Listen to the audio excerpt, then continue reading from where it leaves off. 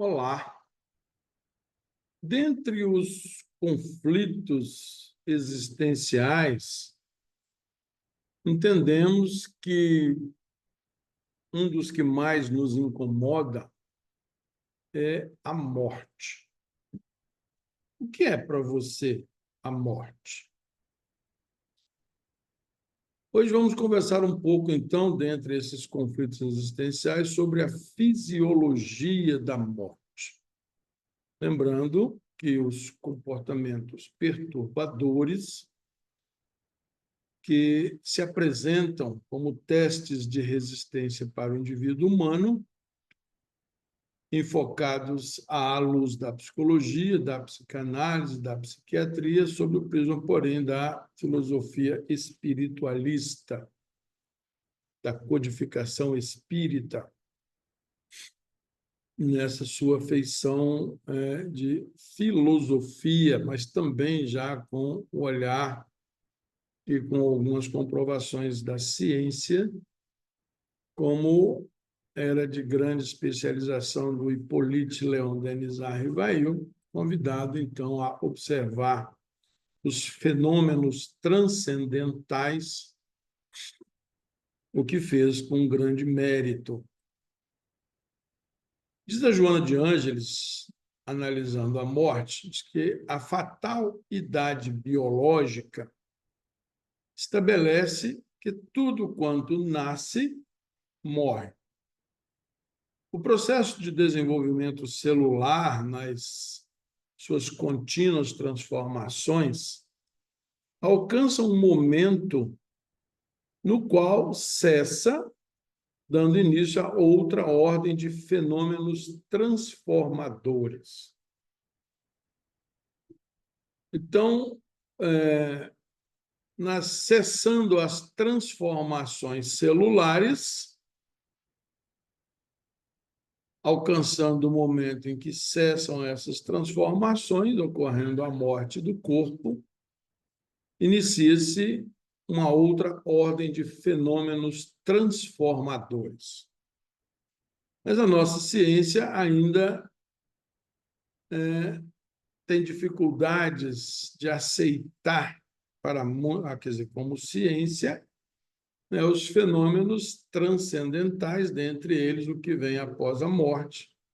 Apesar de Jesus ter demonstrado isso após a cruz, está consignado na Bíblia e em tantos outros livros sagrados, de tantas outras filosofias, mas ainda temos dificuldade em aceitar por conta da nossa crença materialista, ou seja, muitos só acreditam naquilo que é palpável, visível.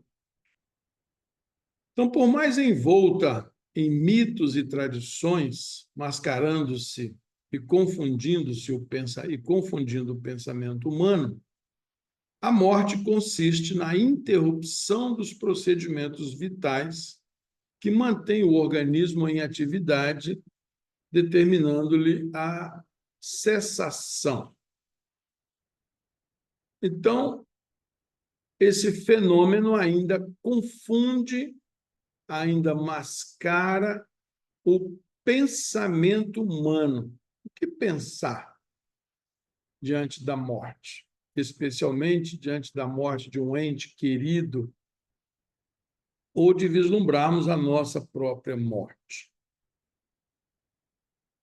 Desde os primórdios da humanidade, ou do pensamento do Homo sapiens sapiens, isso tem no planeta Terra 40 mil anos, que se tem conhecimento de que a morte se afigura como parte da vida.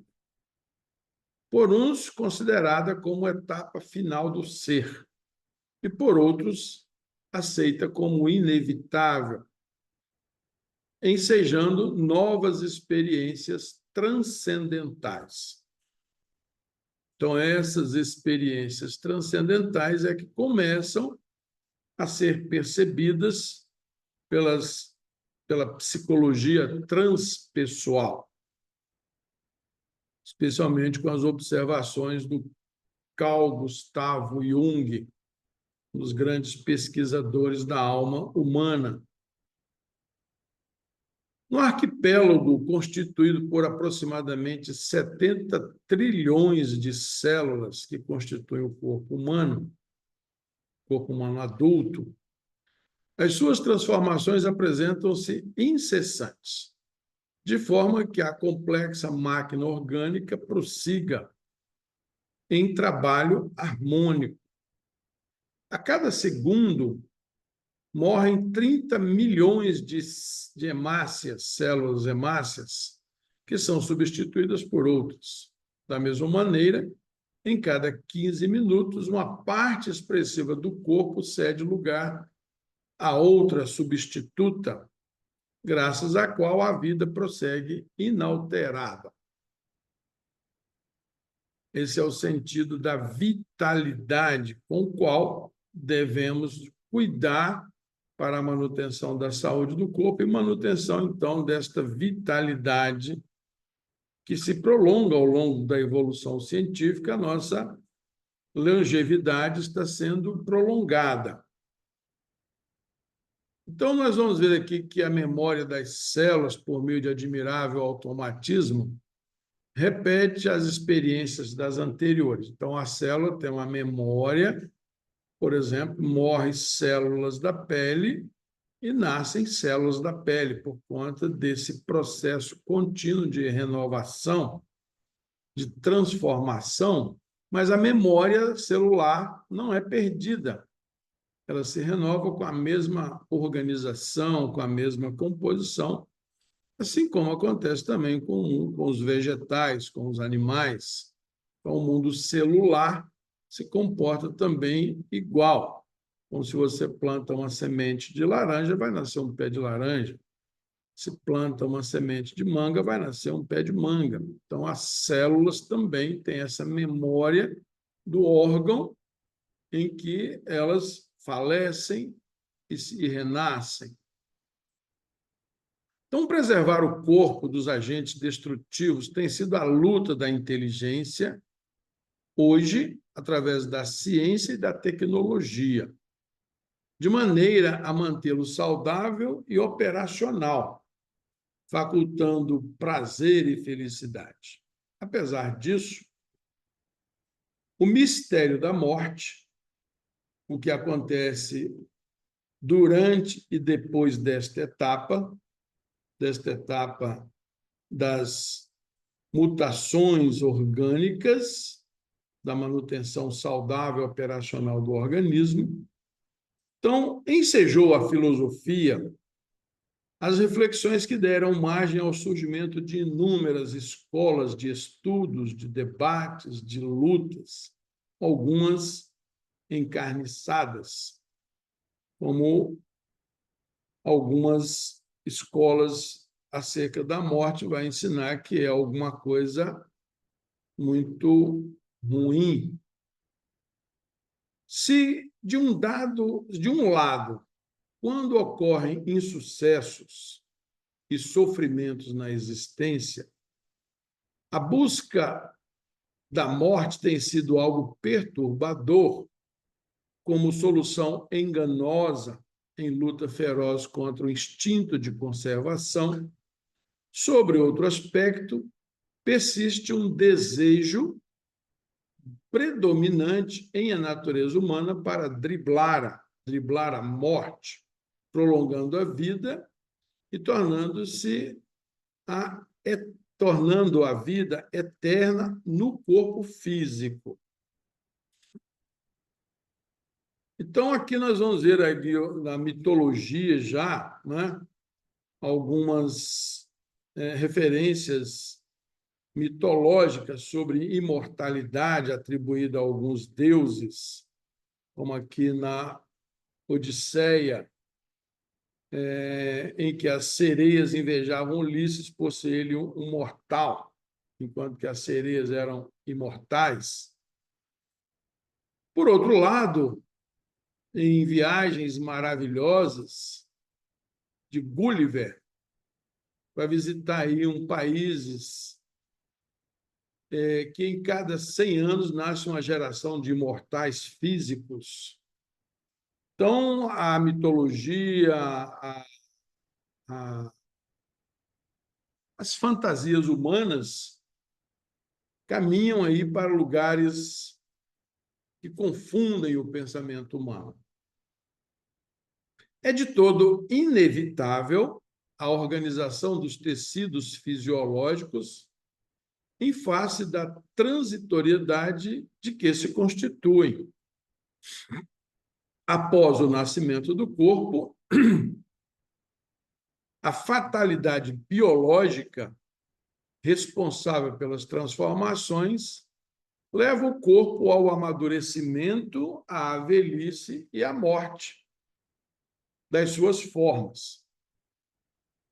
Esse mundo relativo, a relatividade da vida física, toda organização tende à desagregação, imposta através da lei da entropia.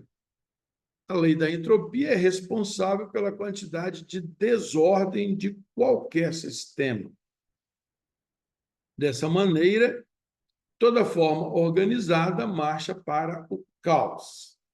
Então, a lei da entropia é a lei que afirma, né, que tudo tende à desorganização. Foram propostos por alguns estudiosos, como o Chardin, né, a nega-entropia.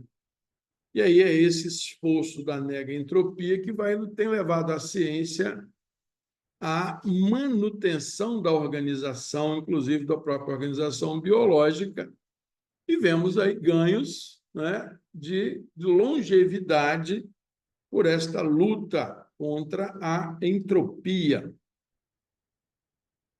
Não poderia o corpo humano, em caráter de exceção, encontrar energia suficiente para uma infinita permuta de calor que se fizesse responsável pela manutenção do seu sistema, da sua organização molecular. É necessário que haja a morte orgânica, a fim de que ocorram alterações, de que ocorram aperfeiçoamentos.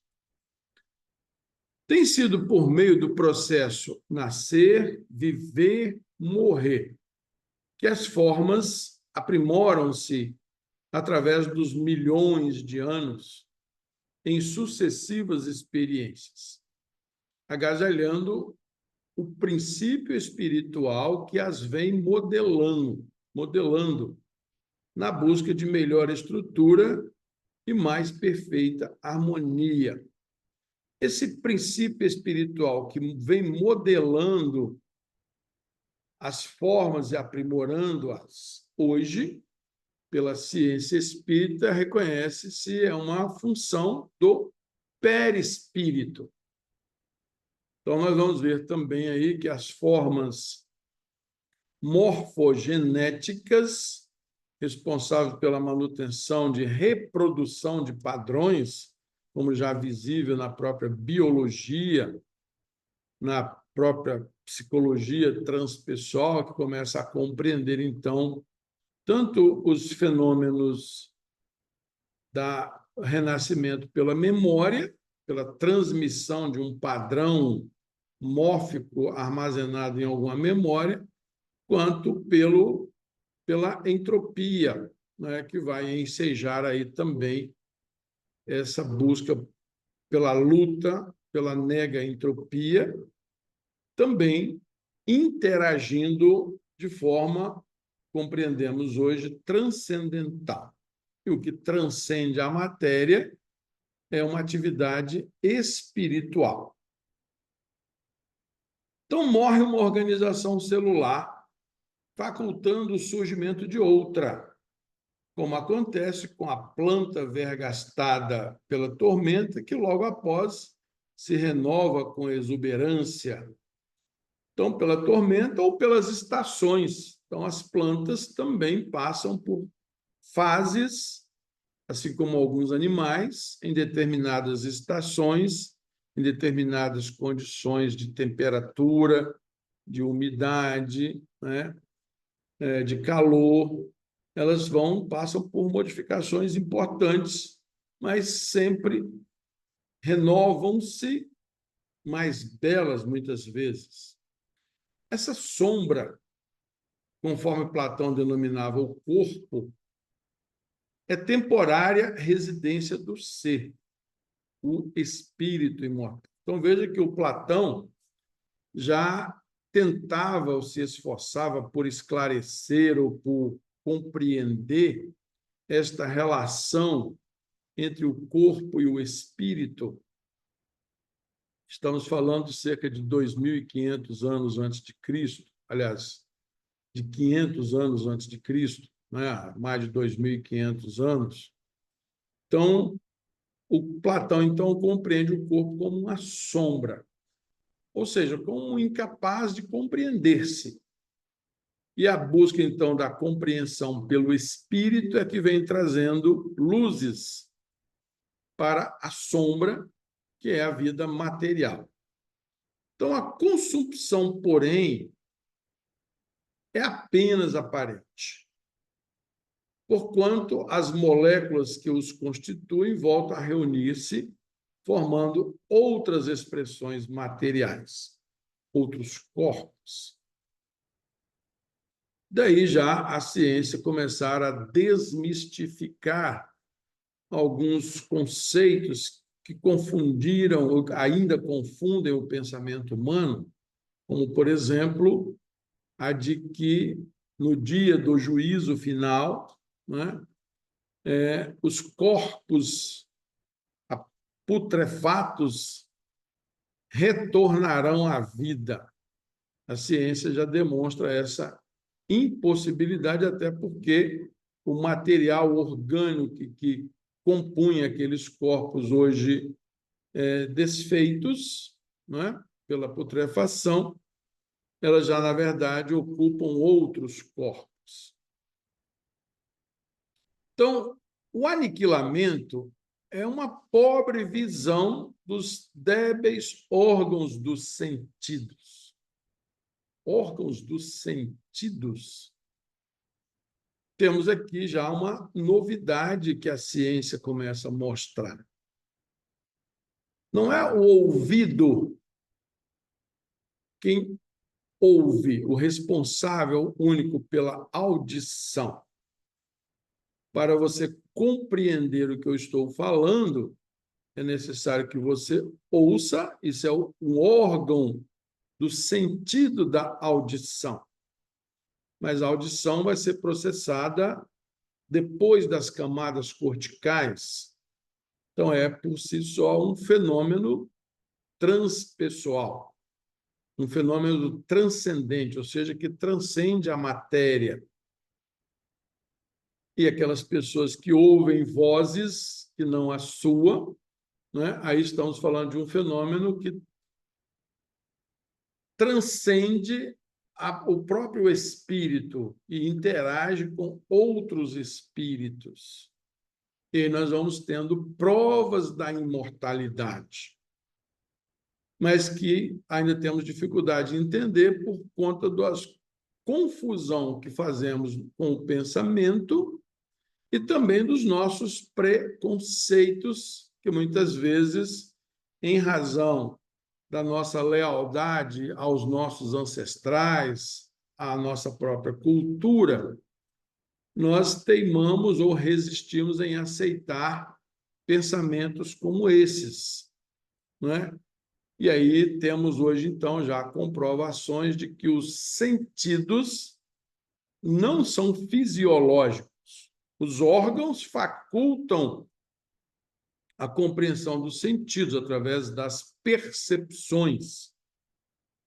Tão importante dessa forma, durante a existência física, não é a durabilidade em que se estrutura, mas a maneira como é vivida em profundidade, mediante a conscientização de cada momento, exonerando-a de beleza e de alegria, ou exornando-a, desculpe, de beleza e de alegria, envolvendo, então, cada momento. Então, nós já podemos compreender, por exemplo, que as pessoas que não vivem o momento presente, por estarem presas ao passado, acabam contraindo processos depressivos. E aquelas pessoas que também não vivem o presente, estão ansiosas pelo futuro, né, acabam contraindo processos desorganizadores do próprio organismo através da ansiedade. Então, nós precisamos aprender a viver o presente. Isso vai nos trazer, inclusive, mais saúde, mais equilíbrio, mais domínio sobre nós, que é o nosso grande desafio hoje, em busca do autoconhecimento, do autodescobrimento.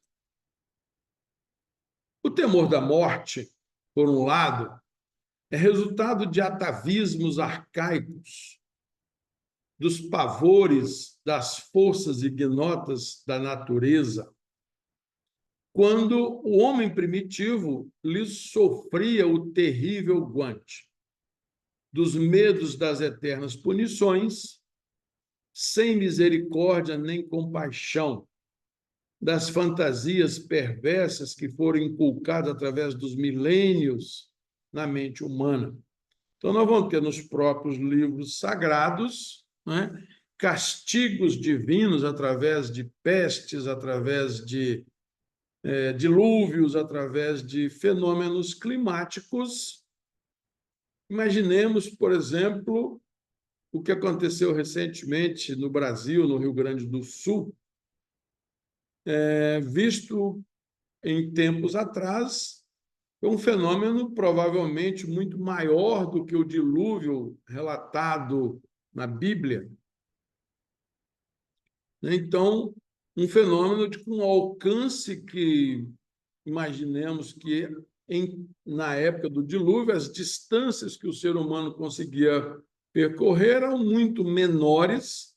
Imagina hoje as vidas tribais das indígenas, por exemplo, né, que vivem ali no entorno, as tribos ainda mais de comportamentos mais primitivos, vivem num complexo, vamos dizer assim, ecológico, né, num complexo muito menor do que o estado do Rio Grande do Sul, que por si só tem mais de um bioma, como os pampas, como também ainda já da Mata Atlântica, etc. Então, nós vemos que essa compreensão nos leva a um outro patamar também de compreensão dos fenômenos da natureza, e não mais como castigos divinos, mas como obra do próprio homem. Por outro, é também o receio do enfrentamento da consciência que se desvela por ocasiões do renascimento espiritual, além das cinzas e do pó orgânico desnudando o ser. Aí nós vamos ver, por exemplo, o renascimento espiritual, no caso do cristianismo baseado nas compreensões teológicas, muito delas equivocadas, em relação às leis da natureza, que vem sendo demonstrado ao longo do tempo, mas a própria ressurreição do Cristo, ou seja, o renascimento espiritual, que também obedeceu às leis da natureza. Então, o próprio Cristo veio dizer que ele veio para que a lei fosse cumprida, a lei da natureza. Então, nesse sentido, nós vamos desnudando o ser, a consciência, o ser, a intimidade, que não é da sombra do corpo, como já dizia Platão. Ainda pode resultar da cultura materialista que, a considerar como o apagar da memória, da inteligência, o destruir da razão, dessa maneira, o retorno ao nada. E aí também tem muitas confusões do pensamento humano, especialmente as pessoas que acreditam que a morte é o aniquilamento do ser.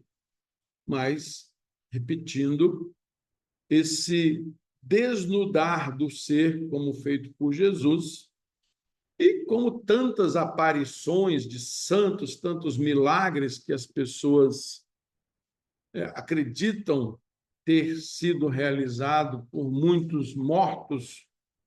Vamos pegar outra vez, pegando a referência católica, a Igreja Católica tem comprovadamente mais de 10.000 santos que produziram milagres após a sua morte.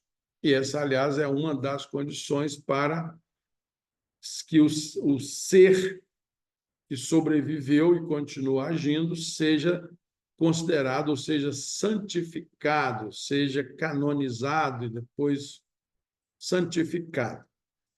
Então, veja que as teologias se conflitam entre os livros sagrados e as posturas das religiões.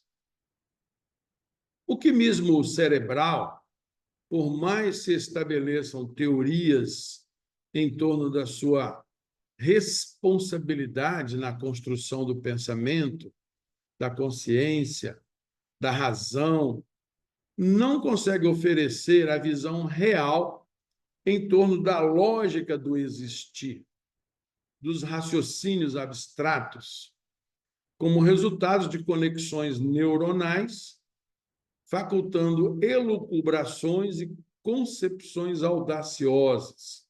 Então, essas são as grandes buscas da filosofia, mas também já admitido em parte das ciências não exclusivamente materialistas, mas as ciências que buscam compreender esses fenômenos transcendentais, especialmente os fenômenos psicológicos, psicanalíticos, psiquiátricos, mas, por excelência, as análises espirituais, que também não são análises religiosas.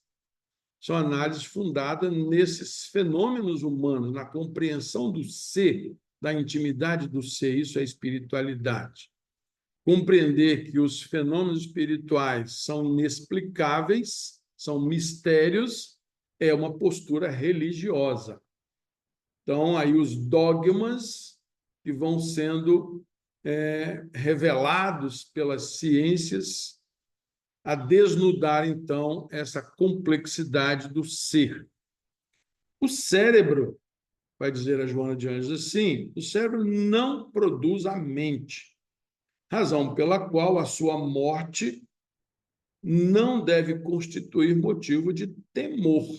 Então, a morte do cérebro não afeta os fenômenos mentais, o pensamento, as percepções, a intuição, o sentimento, assim como comprovado pelo Carl Gustav Jung como funções psíquicas ou funções mentais, e aí a análise dos fenômenos transcendentais. Quantos dos nossos familiares têm percepções ainda conhecidas como extrasensoriais? Como se fosse extra-órgãos dos sentidos, mas não extrasensoriais, porque a própria sensorialidade é a percepção da alma dos fenômenos que se dão no corpo, assim como já demonstrado por muitos pesquisadores. Tanto que hoje já se compreende as doenças psicossomáticas.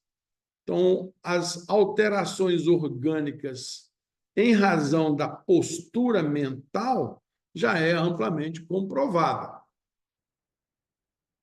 Então, vejamos, transtornos depressivos graves também ocorrem como efeito do pavor da morte, induzindo os pacientes a fugirem das reflexões saudáveis para mergulhar, embora sem desejar, naquilo que receiam.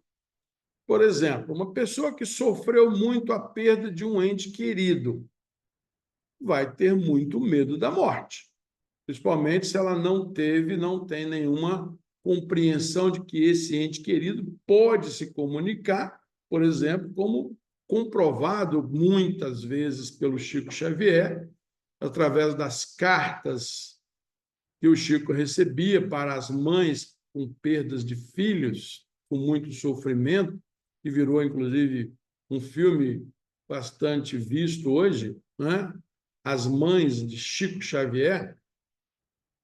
Então, essas cartas do Chico Xavier foram comprovadas, inclusive, em processos judiciais, através de exames grafotécnicos, onde filhos que morreram, através da psicografia do Chico Xavier, teve comprovação em processos judiciais de que o autor do homicídio não era aquele que a justiça perseguiu, né? Dito pela própria vítima do homicídio. Isso está comprovado em muitas obras do Chico Xavier, do Divaldo Franco e de muitos outros médiuns, ou pessoas com uma sensorialidade transcendente, capaz de interagir com outros espíritos, mesmo outros espíritos encarnados também são perceptíveis através do pensamento humano, das sensações humanas. Quem nunca teve aquela sensação, um fato, como lembrar de uma pessoa e logo depois a pessoa ligar para a gente? Ou você pensar numa determinada pessoa e logo em seguida encontra essa pessoa. Isso evidencia que houve um processo de comunicação subconsciente ou inconsciente, mas que houve uma comunicação que se materializa depois, logo em seguida. Então, a única lógica, atitude lógica diante da morte é a fixação da vida e nas suas concessões, experienciando cada momento de forma adequada, mesmo quando tudo aparentemente conspira contra essa atitude. Então, nós vamos ver aí, repetindo esses fatos demonstrados pelo Chico Xavier, que foi pesquisado, né, por muitos cientistas, inclusive há alguns relatos de que a NASA, pesquisando o campo eletromagnético do Chico Xavier, identificou nele um campo muito acima do campo eletromagnético dos seres humanos comuns, como nós, chegando a demonstrar que o nosso campo energético, a aura humana, tem em torno de 2 a 3 centímetros, e chegaram a identificar que a do Chico Xavier tinha 15 metros. E a gente ouve relatos de pessoas que tiveram a oportunidade de conviver com o Chico Xavier, dizendo que, chegando mais próximo dele, sentiam essa energia de pacificação. Então, no diálogo com os seus juízes, Sócrates assim se expressou: de duas, uma. Ou a morte é uma destruição absoluta, ou é passagem da alma para outro lugar. Aqui nós lembramos que, historicamente, Sócrates teve um dos maiores julgamentos. Todo o sistema judiciário se reuniu para julgar o Sócrates na sua época. Relatam alguns historiadores que foram mais de 500 juízes participaram do julgamento de Sócrates. O tanto que ele incomodou na sua época, principalmente clareando o pensamento de jovens. Os grandes seguidores de Sócrates eram os jovens, os adolescentes, né, a quem ele tentou influenciar um novo modelo de pensar, diferente do pensamento vigente então. E aí ele foi condenado à morte. Então ele se expressa assim, diante de seus juízes. Ou a morte é uma destruição absoluta, ou é passagem da alma para outro lugar. E ele tinha esse convencimento. Se tudo tem que extinguir-se, continuou Sócrates, a morte será uma dessas raras noites que passamos em sonho e sem nenhuma consciência de nós mesmos. Então, Sócrates que vai esclarecer que a morte é como dormir.